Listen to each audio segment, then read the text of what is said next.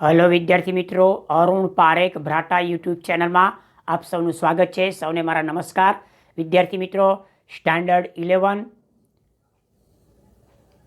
Subject English second લેંગ્વેજનો unit number 2 read number 1 autofab technology પાઠની exercise કરવાની છે, જે આજે પાર્ટ 4 છે।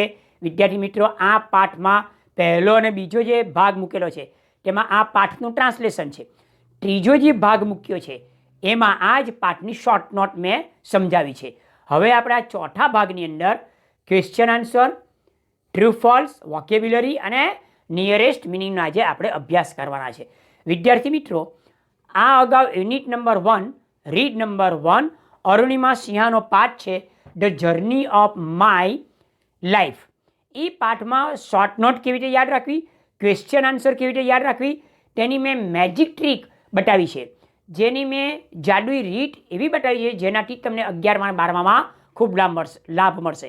તો આ વિડીયો પહેલાં જોજો, યુનિટ 1 રીડ 1, અને ત્યારબાદ હવે આ બધી એક્સરસાઇઝ તમે જોજો તો જ તમને બરાબર વ્યવસ્થિત સમજણ પડશે। હાલો મિત્રો, આ અગાઉ મેં શોર્ટ નોટ, આ જ પાઠનો શોર્ટ નોટ વિભાગ 3 યુટ્યુબ પર મેં અપલોડ કરી દીધો છે, જે તમે અભ્યાસ કરી લેજો। હાલો વિદ્યાર્થી મિત્રો, આજે આપણે આ પાઠના સવાલ જવાબ અને ટ્રુ ફોલ્સ, વોકેબ્યુલરી અને નિયરેસ્ટ મિનિંગ કરીશું। વિદ્યાર્થી મિત્રો, અગાઉ એક્સરસાઇઝ 1 અને 2માં ગ્લોસરી અને શોર્ટ નોટ જોઈ લી। એક્સરસાઇઝ 3માં આજે જોઈશું read the extract and answer the questions given below the paragraph. પેરેગ્રાફની નીચે આપેલા સવાલ જવાબ આપણે લખવાના છે। ઓટોમેટેડ, તો હું પેરેગ્રાફનું પૂરું ભાષાંતર નહીં કરીશ, કારણ કે આ ચેપ્ટરનું ઓલરેડી ટ્રાન્સલેશન મેં યુટ્યુબ પર મૂકી દીધું છે, એટલે આ પાઠનું તમે ટ્રાન્સલેશન જોઈ લેજો, છતાં હું તમને સમજાવીશ, થોડું સમજાવીશ। તો ઓટોમેટેડ પાઠનું ટ્રાન્સલેશન થોડું સમજાવીશ। Automated fabrication or autofab is a set of technologies that automate the process for building 3-dimensional solid objects from raw materials। આનું ગુજરાતી થાય ઓટોફેબ ટેકનોલોજીનું પૂરું નામ છે ઓટોમેટેડ ફેબ્રિકેશન। આ ટેકનોલોજી એ એવો સેટ છે કે જેમાં રો મટીરિયલમાંથી 3-dimensional સોલિડ ઓબ્જેક્ટ્સ ઓટોમેટિક બનાવે છે। ચલો આગળ ચાલીએ મિત્રો। This industries uses solidification of polymers, powders and other raw material guided by designs drawn on ordinary computers. સામાન્ય કમ્પ્યુટર પર ડિઝાઇન દોરેલી હોય એના માર્ગદર્શન મુજબ ઓટોમેટિક એટલે કે સ્વયં સંચાલિત રો મટીરિયલ્સ જેવા કે પોલિમર્સ હોય અથવા અન્ય રો મટીરિયલ, એના પાવડર બનાવવામાં આવે, અને એ પાવડરમાંથી આ ઇન્ડસ્ટ્રી એનું સોલિડિફિકેશન કરે, એનું ઘનીકરણ કરે અને 3 ડાયમેન્શનમાં આપણને આપણી ઈચ્છા મુજબનો પદાર્થ બનાવી આપે। Now it will be possible for human beings, હવે માનવ જાત માટે શક્ય બનશે ટુ એક્વાયર, ટુ ગેટ, મેળવવાનું, પાવર્સ એટલે એક શક્તિ આવશે, એક સત્તા આવશે, ટુ મેનિપ્યુલેટ કુશળતાપૂર્વક ચેન્જ કરવાની, ધ પ્રોપર્ટીઝ ઓફ મેટર્સ પદાર્થોના ગુણધર્મોમાં કુશળતાપૂર્વક ફેરફાર કરીને નવેસરથી ગોઠવણી કરવાનો પાવર માનવ જાતને આ ટેકનોલોજી દ્વારા મળશે। ચાલો આગળ ચાલીએ। સવાલ નંબર પહેલો, give the full form of autofab. ઓટોફેબનું પૂરું નામ બતાવો, તો આ રહ્યું। આમ જવાબ આવશે the full form of autofab is automated fabrication.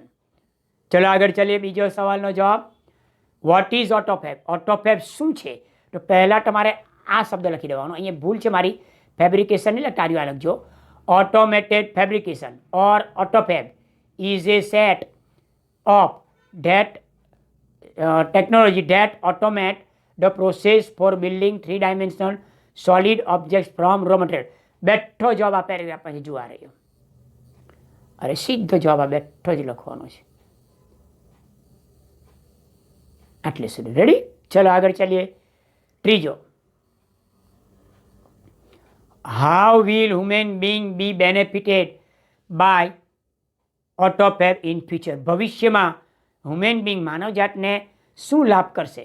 તો બાય ઓટોફેબ ઇન ફ્યુચર, ભવિષ્યમાં ઓટોફેબ દ્વારા it will be possible for human beings to acquire power to manipulate the properties of matter, પદાર્થના ગુણધર્મમાં કુશળતાપૂર્વક નવેસરથી ગોઠવણી કરવાનો પાવર આ માનવજાતને મળશે કોના દ્વારા? ઓટોફેબ ટેકનોલોજી. એ પણ બેઠો જવાબ છે અહીંયા.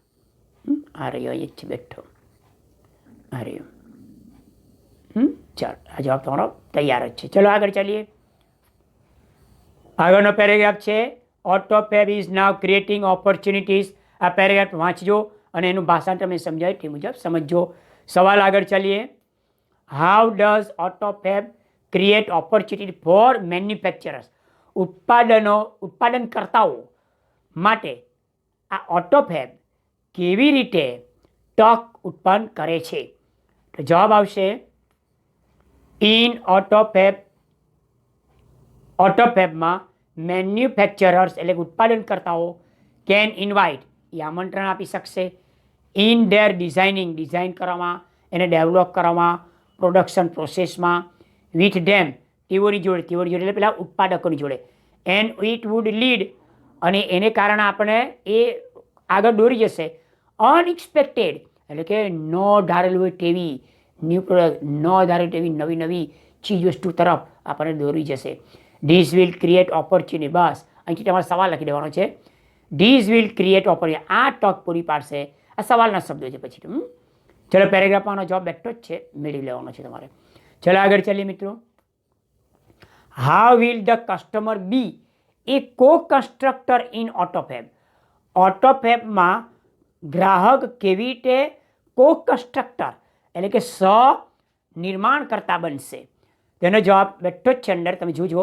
ઇન ઓટોફેબમાં new product liability order risks and patent rights may be shared with the customers because the things will be products according to the suggestions and requirement of Autofab. અહીં તમારે ઓર્ડર નથી લખવાનું.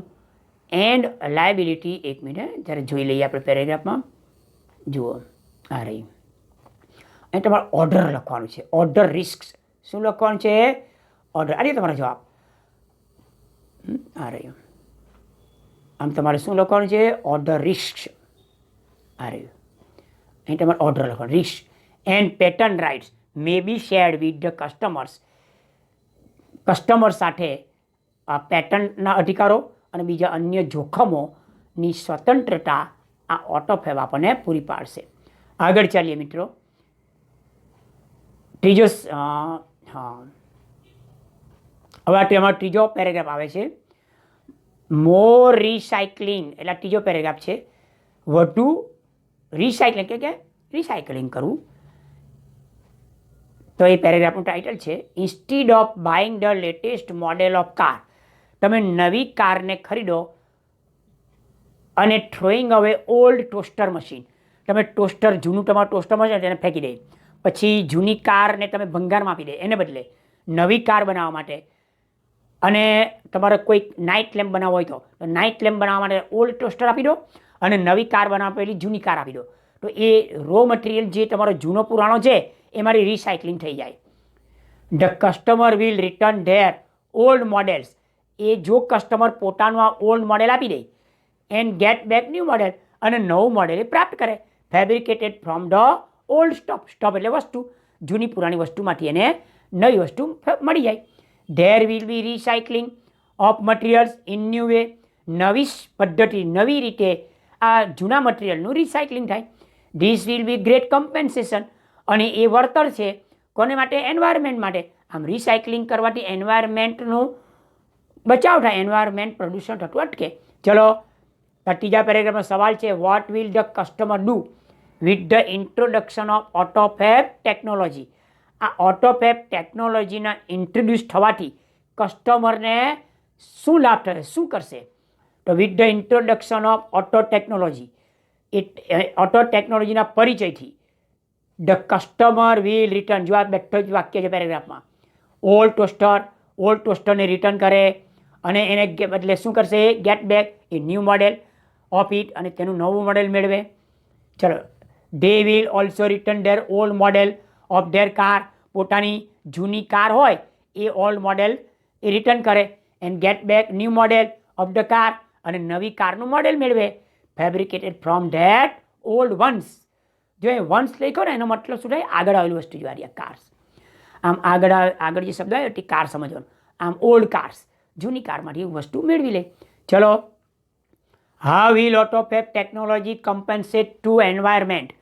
પર્યાવરણ માટે કેવી રીતે વળતરરૂપ બનશે? અથવા how will autofab technology be a great compensation. અહીંયા લખવાનું છે ગ્રેટ કમ્પેન્સેશન અને ગ્રેટ હેલ્પ ટુ એન્વાયરમેન્ટ. પર્યાવરણ માટે કેવી રીતે મહાન મદદરૂપ થશે? એટલે અહીંયા તમારે ગ્રેટની પાછળ હેલ્પ લખવાનું અથવા કમ્પેન્સેશન લખવાનું છે. ચલો, તો customer can return the unusable things. Unusable એટલે જે ઉપયોગમાં નથી આવતી તેવી. તો એનો અર્થ થાય નો મોર યુઝેબલ. હવે વધારે વપરાશમાં નથી એવી ચીજોને રિટર્ન કરે. થિંગ્સ એ વસ્તુને અથવા મટીરિયલને. To get new ones. Ones એટલે થિંગ્સ. આ વસ્તુ સમજવાની. વન્સ એટલે આગળ આવેલો શબ્દ થિંગ્સ અને મટીરિયલ. ચાલો, આમ એન્ડ સેવ એન્વાયરમેન્ટ, પર્યાવરણને બચાવે ફ્રોમ પોલ્યુશનમાંથી. બસ પછી આ સવાલમાંથી લખવાનું છે. Does it will compensate to environment greatly. Great એટલે ખૂબ જ મોટી રીતે. બરાબર. ચાલો આગળ. હવે ટ્રુ ફોલ્સ છે. Tick mark true false. તો AutoFab is a set of technology that automate process for building 4 dimensional solid object. જો અહીંયા લખેલું 4 dimensional એ ખોટું, અહીંયા 3 dimensional આવવું જોઈએ. જો 3 હોત તો સાચું પડશે, એટલે આ વિધાન ખોટું છે. ચલો આગળ ચલીએ. Inviting customer into design and unexpected new product will be developed. Inviting the customer into the design. ડિઝાઇનની અંદર ઇન્વાઇટ કરીને કોને? કસ્ટમરને. એક્સપેક્ટેડ નહીં આવે અને અનએક્સપેક્ટેડ આવે, એટલે આ વિધાન ખોટું છે. અહીંયા અન આવવું જોઈએ. અન લખવાનું આગળ તો સાચું પડી જાય. ચલો આગળ. AutoFab is a set of technology that automated process for building 3 dimensions. હા, એ 3 dimensions સાચું કહેવાય. ચલો, the scale of AutoFab will shrink to monostructure level. આ વિધાન કેવું છે? ખોટું છે. મોનો નહીં આવે, અહીંયા નેનો આવે. ચલો આગળ. In AutoFab forms of raw material will be unimported. Raw મટીરિયલનું રૂપ એ બિનઅગત્યનું છે. હા, એ સાચું છે. ચાલો, એટલે કે એમાં રો મટીરિયલની જરૂર નહીં પડે. આપણી પાસે જે જૂની પુરાણી વસ્તુ હોય તે આપી દેવાની. ચલો હવે સિમિલર મિનિંગ ગોતવાના છે મિત્રો. તો જુઓ, પ્રોપર્ટીઝનું સમાનાર્થી કેરેક્ટરિસ્ટિક થાય. આ રહ્યું સદગુણો, લક્ષણ. લાયબિલિટીનું સમાન થાય રિસ્પોન્સ, જવાબદારી. કોમ્પેન્સેશન એનો મતલબ થાય લાભ, આ રહ્યું બેનિફિટ, રિપ્રેઝન.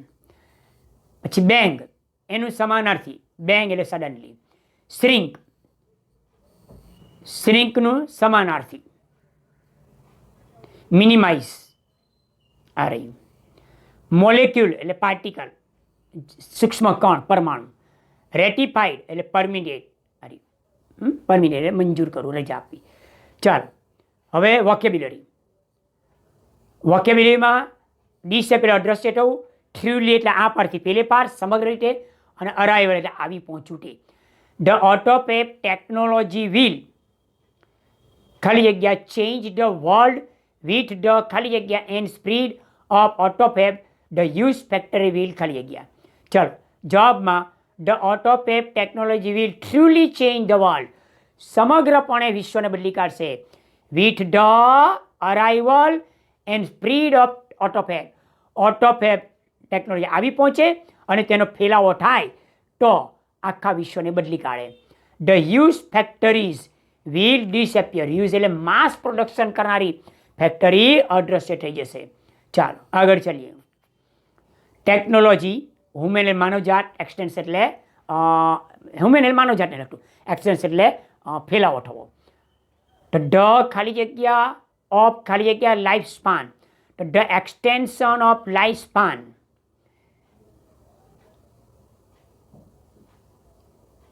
અહીંયા મારી ખાલી જગ્યામાં અહીંયા લાઈફ સ્પાન છે ને તેની બાજુમાં આવશે હ્યુમન બિંગ્સ.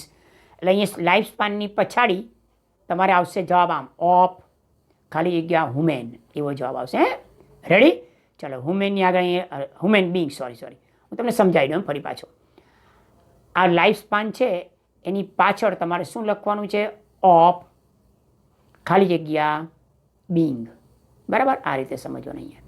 ચલો બિંગને આગળ અહીં શું કીધું? હ્યુમેન. એટલે બીજી ખાલી જગ્યા અહીંયા છે હ્યુમન બિંગ્સ. આમ સોરી અહીંયા છે તૈયાર જ છે. સોરી રેડી જ છે. જો the expansion the extension of human. બરાબર છે, રેડી છે, કંઈ સુધારવાની જરૂર. આમ ધ એક્સટેન્શન એટલે આમ વિસ્તૃત કરવું, ફેલાવો કરો. Of human life span will be much easier with AutoFab technology. પહેલામાં એક્સટેન્શન, બીજામાં હ્યુમન, ત્રીજામાં ટેકનોલોજી. ચાલો ટૂંકમાં ઓટોફેબ ટેકનોલોજી દ્વારા માનવ જીવનના લાઈફ સ્પાન એટલે આયુષ્યમાં પણ સુધારો વધારો કરી શકાશે. ચલો મિત્રો, તો આ રીતે આપણે એક્સરસાઇઝોમાં ટ્રુ ફોલ્સ કર્યું, વોકેબ્યુલરી કરી, સિમિલર મિનિંગ એટલે નિયરેસ્ટ મિનિંગ કર્યા અને પેરેગ્રાફ કર્યું. મારી યુટ્યુબ ચેનલનું નામ અરુણ પારેખ ભ્રાટા છે. આ 3 શબ્દો ટાઈપ કરજો, સબસ્ક્રાઈબ કરજો, જેથી કરીને મારા યુટ્યુબ પર અપલોડ થતા વિડીયોનો તમને લાભ મળે. વિડીયો જોજો અને પરીક્ષાલક્ષી તમે લાભ થાય એ માટે તમે સતત મારા યુટ્યુબ પર મૂકેલા વિડીયોને જોતા રહેજો. મારો વિડીયો પસંદ પડે તેને લાઇક કરજો, શેર કરજો. સૌને મારા નમસ્કાર. જય ભારત, જય હિન્દ.